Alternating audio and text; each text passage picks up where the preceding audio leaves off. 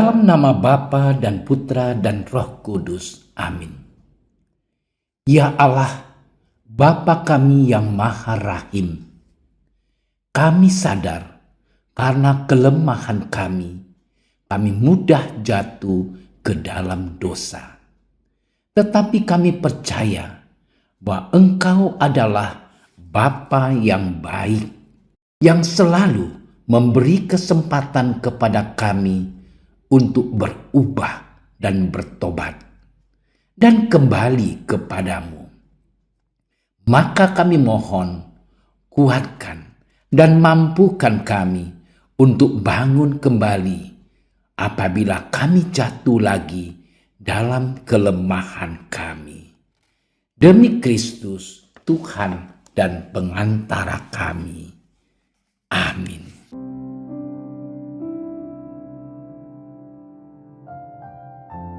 Para pemungut cukai dan orang-orang berdosa biasa datang kepada Yesus untuk mendengarkan Dia. Maka bersungut-sungutlah orang-orang Farisi dan ahli-ahli Taurat, katanya, Ia menerima orang-orang berdosa dan makan bersama-sama dengan mereka. Maka Yesus menyampaikan perumpamaan ini kepada mereka. Ada seorang mempunyai 2 anak laki-laki. Kata yang bungsu kepada ayahnya, Bapa, berikanlah kepadaku bagian harta milik kita yang menjadi hakku. Lalu ayahnya membagi-bagi harta kekayaan itu di antara mereka. Beberapa hari kemudian anak bungsu itu menjual seluruh bagiannya itu, lalu pergi ke negeri yang jauh. Di sana, ia memboroskan harta miliknya itu dengan hidup berfoya-foya. Setelah dihabiskannya harta miliknya, timbullah bencana kelaparan di negeri itu, dan ia pun mulai melarat. Lalu ia pergi dan bekerja pada seorang majikan di negeri itu. Orang itu menyuruhnya ke ladang untuk menjaga babi. Lalu ia ingin mengisi perutnya dengan ampas yang menjadi makanan babi itu. Tetapi tidak seorang pun memberikannya kepadanya. Lalu ia menyadari keadaannya. Katanya, betapa banyak orang upahan Bapakku yang berlimpah-limpah makanannya. Tetapi aku di sini mati kelaparan. Aku akan bangkit dan pergi kepada Bapakku dan berkata kepadanya, Bapa, aku telah berdosa terhadap surga dan terhadap Bapa. Aku tidak layak lagi disebut anak Bapa. Jadikanlah aku sebagai salah seorang upahan Bapa. Maka bangkitlah ia dan pergi kepada bapanya. Ketika ia masih jauh, ayahnya telah melihat dia, lalu tergeraklah hatinya oleh belas kasihan. Ayahnya itu berlari mendapatkan dia, lalu merangkul dan mencium dia. Kata anak itu kepadanya, Bapa, aku telah berdosa terhadap surga dan terhadap Bapa. Aku tidak layak lagi disebut anak Bapa. Tetapi ayah itu berkata kepada hamba-hambanya, lekaslah, bawa kemari jubah yang terbaik, kenakanlah kepadanya. Pasanglah cincin pada jarinya dan sepatu pada kakinya. Dan ambillah anak lembu tambun itu, sembelihlah dia, dan marilah kita makan dan bersukacita. Sebab anakku ini telah mati dan menjadi hidup kembali. Ia telah hilang dan didapatkan kembali. Maka mulailah mereka bersukaria. Tetapi anaknya yang sulung sedang berada di ladang. Ketika pulang dan dekat ke rumah, ia mendengar bunyi seruling dan nyanyian tari-tarian. Lalu ia memanggil salah seorang hamba dan bertanya kepadanya, apa arti semuanya itu? Jawab hamba-hamba itu, adikmu telah kembali dan ayahmu telah menyembeli anak lembu tambun, karena ia mendapatkan kembali anak itu dengan selamat. Maka marahlah anak sulung itu dan ia tidak mau masuk. Lalu ayahnya keluar dan berbicara dengan dia. Tetapi ia menjawab ayahnya, katanya, telah bertahun-tahun aku melayani Bapa dan belum pernah aku melanggar perintah Bapa. Tetapi kepadaku belum pernah Bapa memberikan seekor anak kambing pun untuk bersuka cita dengan sahabat-sahabatku. Tetapi baru saja datang anak Bapa yang telah memboroskan harta kekayaan Bapa bersama dengan pelacur-pelacur. Maka Bapa menyembelih anak lembu tambun itu untuk dia. Kata ayahnya kepadanya, anakku, engkau selalu bersama-sama dengan aku, dan segala kepunyaanku adalah kepunyaanmu. Kita patut bersuka cita dan bergembira, karena adikmu telah mati dan menjadi hidup kembali. Ia telah hilang dan didapat kembali. Demikianlah sabda Tuhan. Saudara-saudariku yang terkasih dalam Kristus, Minggu Prapaskah keempat menampilkan bacaan yang berbicara tentang sikap kerendahan hati, penyesalan, dan pertobatan. Lalu dilanjutkan dengan sikap pengampunan dan keinginan untuk membaharui diri. Secara khusus dalam bacaan Injil ditampilkan kisah klasik dalam Injil, yaitu kisah tentang anak yang hilang, yang menggambarkan cinta dan belas kasih Allah yang luar biasa. Dalam bacaan pertama nampak bagaimana Allah telah mengampuni Mesir dengan berkata kepada Yosua, hari ini telah kuhapus celah Mesir daripadamu. Ini berarti Allah telah mengampuni Mesir yang pernah membuat umatnya Israel menderita bertahun-tahun lamanya. Allah menamai tempat pengampunan itu Gilgal. Bacaan kedua, Rasul Paulus menasihati umatnya di Korintus untuk saling mengampuni, bertobat, dan memulai hidup baru. Mereka diminta untuk memberi diri untuk didamaikan dengan Allah. Sedangkan bacaan Injil menampilkan bagaimana kasih dan kebaikan Allah nampak lebih hidup dalam perumpamaan yang disampaikan oleh Yesus tentang anak yang hilang. Ada 3 tokoh yang disampaikan dalam perumpamaan tersebut. Pertama, anak bungsu.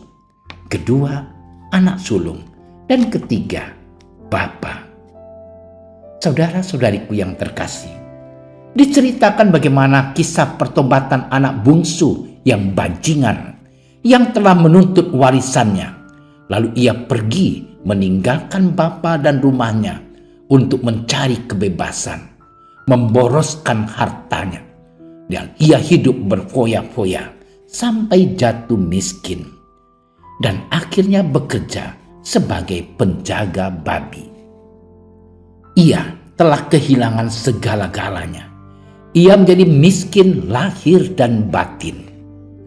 Waktu ia lapar, tidak seorang pun yang memberinya makan, walaupun dari ampas makanan babi itu.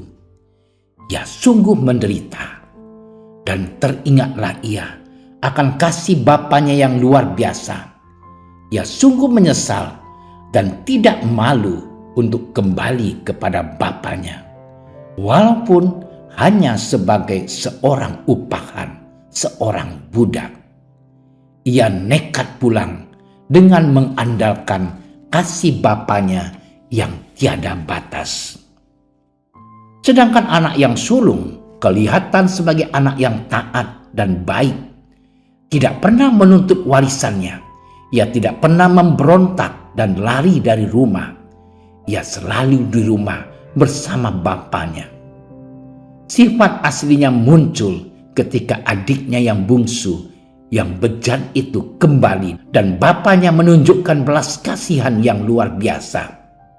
Ia memberontak, ia iri hati dan menuntut serta mulai menghitung-hitung jasa yang katanya tidak pernah dihargai oleh bapaknya. Saudara-saudariku yang terkasih, si sulung walaupun tinggal bersama bapa dan dekat dengan bapaknya, tetapi tidak ada relasi kasih antara anak dan bapa. Dia menghidupi relasinya dengan bapaknya sebagai relasi bisnis antara majikan dan pekerja.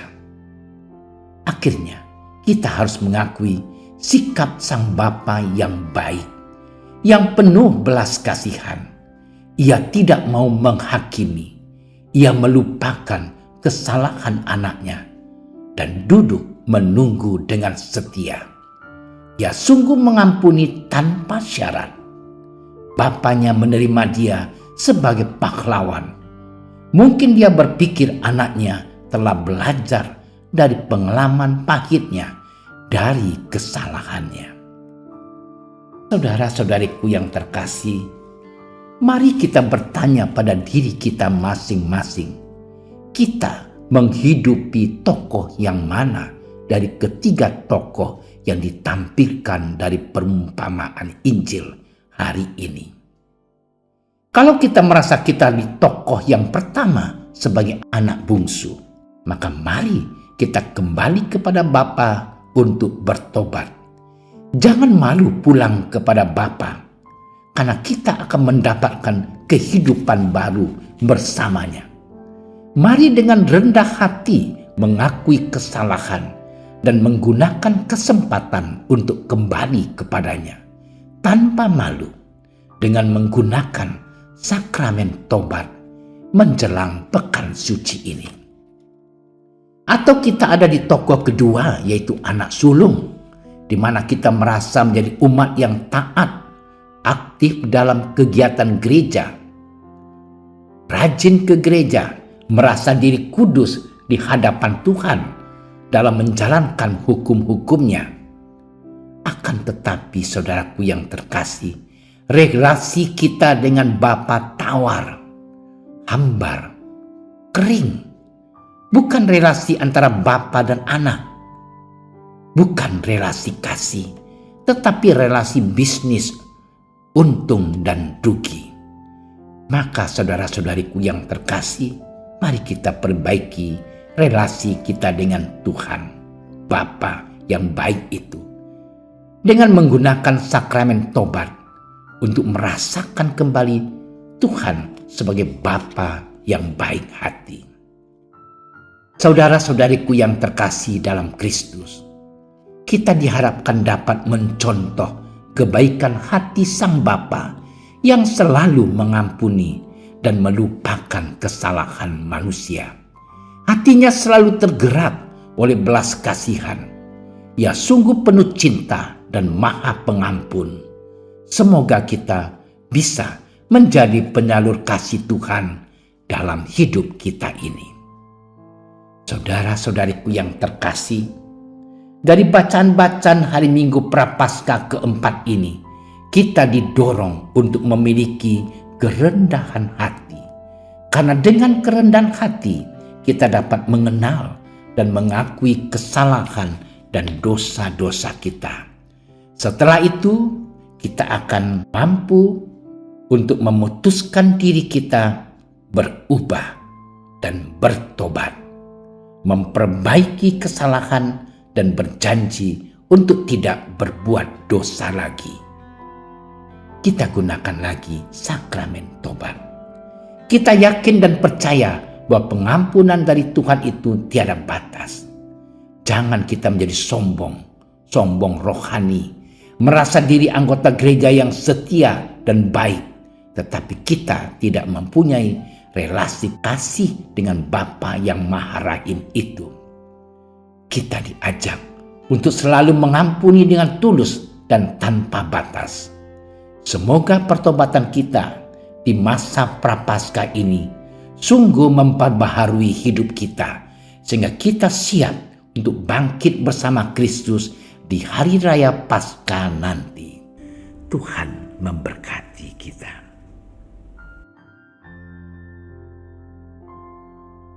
Terima kasih ya Tuhan atas kasih-Mu yang selalu mengalir dalam hidup kami. Dengan kasih-Mu Engkau mengangkat dan menerima kami kembali, orang yang berdosa ini menjadi putra-Mu.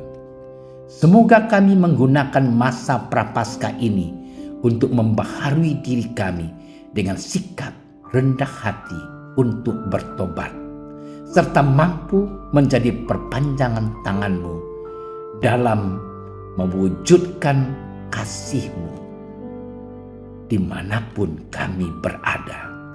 Demi Kristus Juru Selamat kami. Amin. Kami berdiri di hadapan-Mu, ya Roh Kudus. Pada saat kami berkumpul di dalam nama-Mu, bersama-Mu sendiri yang membimbing kami, membuat diri-Mu nyaman berdiam di hati kami. Ajarilah kami jalan yang harus kami tempuh dan bagaimana kami harus mengikuti jalan itu. Kami lemah dan berdosa. Jangan biarkan kami mendukung kekacauan.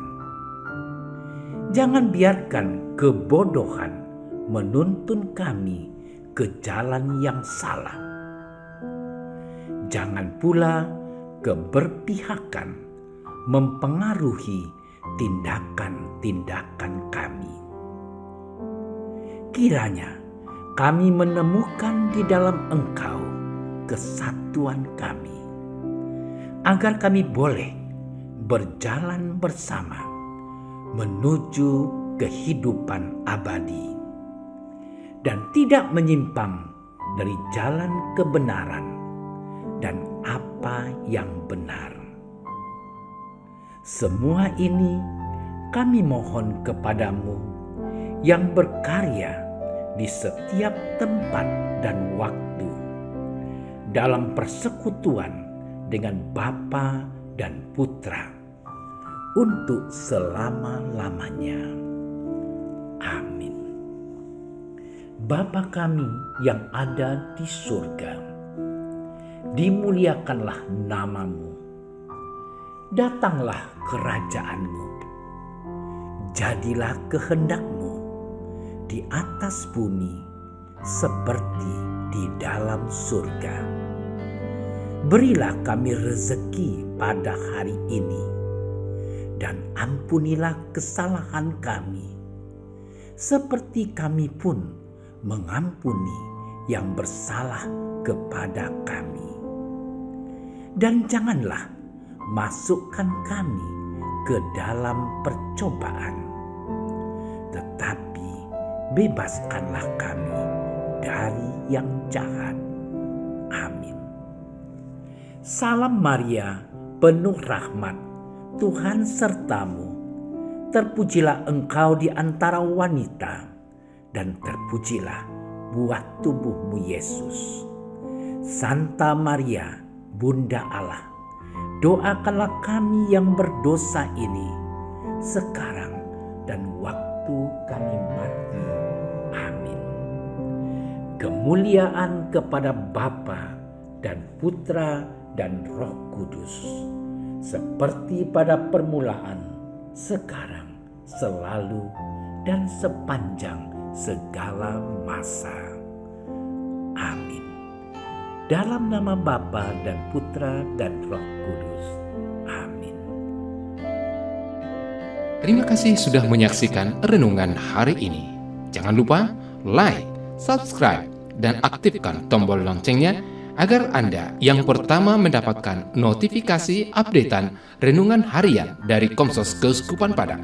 Dan bagikan ke sosial media agar saudara-saudara kita dapat mendengarkan dan merenungkan firman Tuhan.